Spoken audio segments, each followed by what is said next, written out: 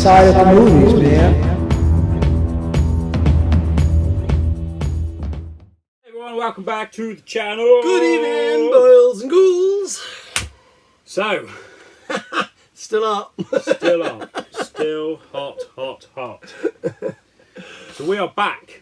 Episode 3 Episode 3 of The King of Kings. So we're following immediately after Shawshank Redemption was the last one we did. So we got Cujo, which is a 13 out of 20. Shawshank, 18 out of 20. Big hitter. Big hitter. But could it be toppled? Can it be toppled by tonight's movie that is The Night Flyer?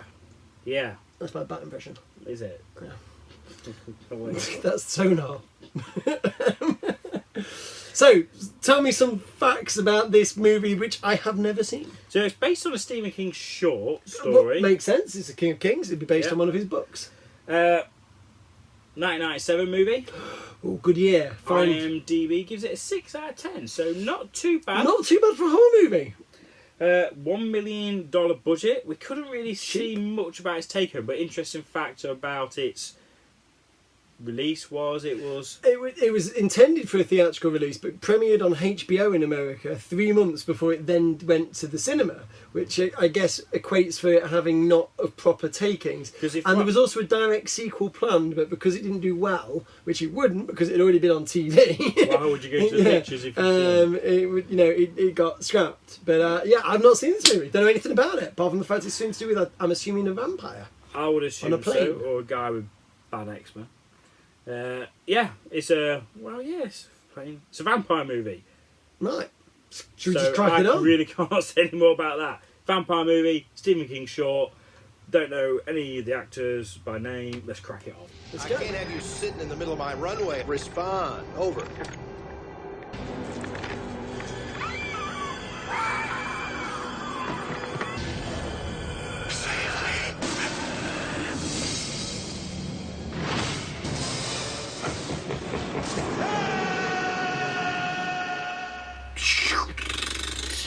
Nice transition. So, welcome back everyone. We have just watched The Night Flyer.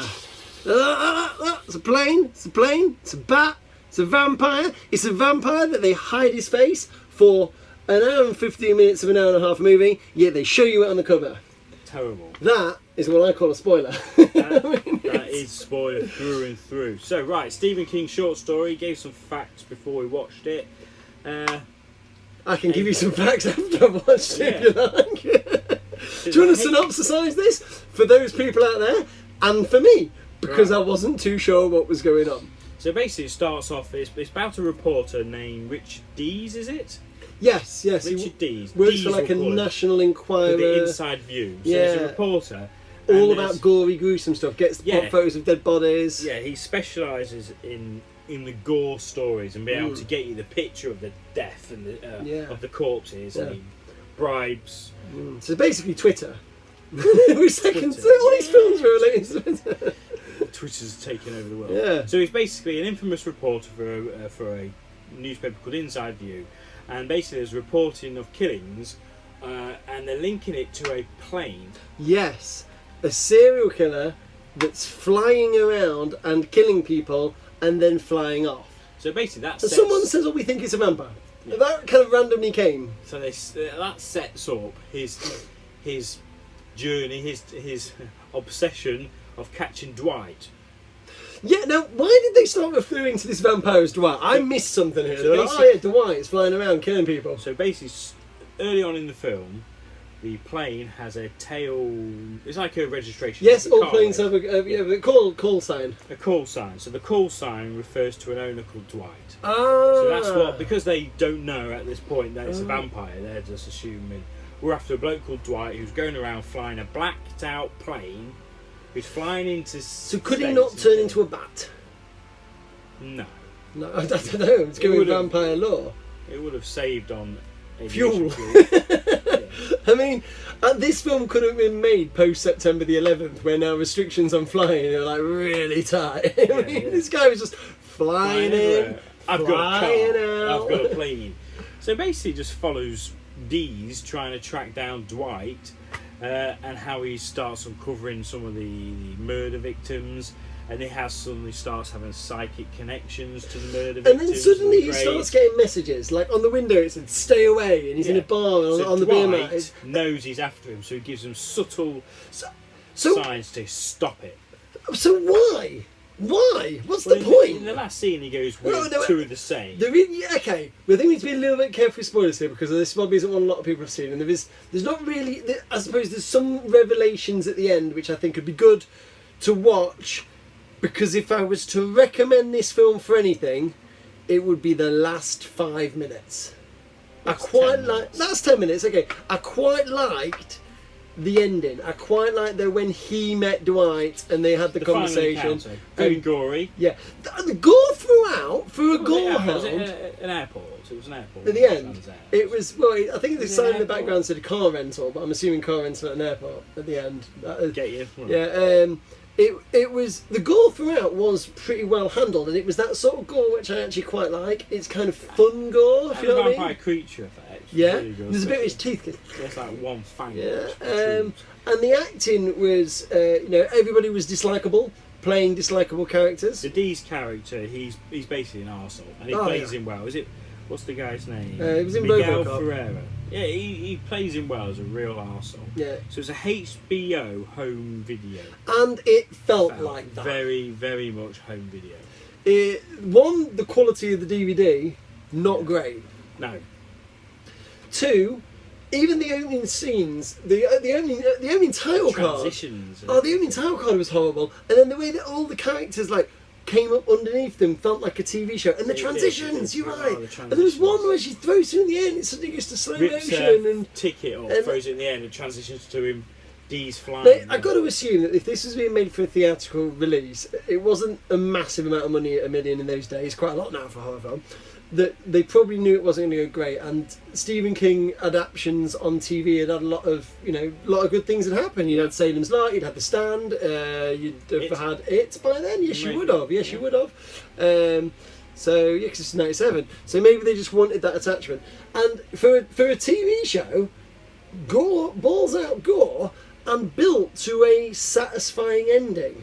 For rewatching it as a movie, bit slow, with a lot going on, but still slow, didn't make that much sense until the last 10 minutes, where there was one of the best vampire scenes in the toilet. Oh, the toilet scene. So vampires in the I'm not even going to tell them about the toilet scene. I was like, that is really good. That scene is really, really good. It's late. It's been a very hot day. And it perked me up because just the way that it was directed with a flair for special effects and visual effects that made you question why the rest of the film looked so tacky. I mean, they basically relied a lot on the fact that you don't see a vampire in the mirror and he was stood behind him and other things going on. But there was mirrors that were kind of like concaving in. Yeah. There was some quite gruesome little bits of gore. And it was just really good, fun vampire. It felt like that could have been something out of like Fright Night. Yeah, 100%. But just for that last 10 minutes. It was just too slow paced for me. Yeah. It didn't. It was worth the time. It's an hour and a half. The ending was great. If they could have injected a bit of the ending throughout the if film. they were to have made this into a TV series and slightly maybe even expand on it, made it a little bit longer, made the story make a bit more sense, but actually made shit happen. And a background to the character of Dwight. You didn't really get anything. There was a book. There's a photograph book to show. I didn't understand if which the girl linked into some of the victims. was the girl. I don't know. But the last 10 minutes saved this from being a very poor movie to me. Still not a great one. Yeah. So I'm going to kick off with a score now, and I'm going to go with. So out of 10, you are giving it a. I'm going to give it a big, juicy. Yeah, not one I can highly recommend. I'm going to be tight. Sod it. Let's scut around this ball. I'm going to go 3.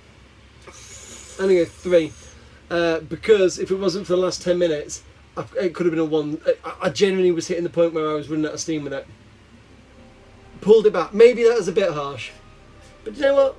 If you're going to go, he's going with a 4. I was thinking throughout. So that's more towards the end. I'm going with a 4. So we're 7 in it out of 20, quite firmly We've got fallen. I've got some tack on there, no expense spared. Blue tack. So at the It's going moment, to be sort of down here at the minute, isn't it? it is right bottom. I don't think Night Flyer. I don't think it's going to be our lowest. Don't hunt it out, but if you If you were completist with vampire movies or Stephen King movies, you can watch it. There's something about it, but don't expect okay, great things. So okay, cool. Right, there we go. That's it. That's episode 3 done. Done. We're cracking through them. There will be more to come. So, That's it. be good to each other. Life is short, unless you're a vampire. Hooray!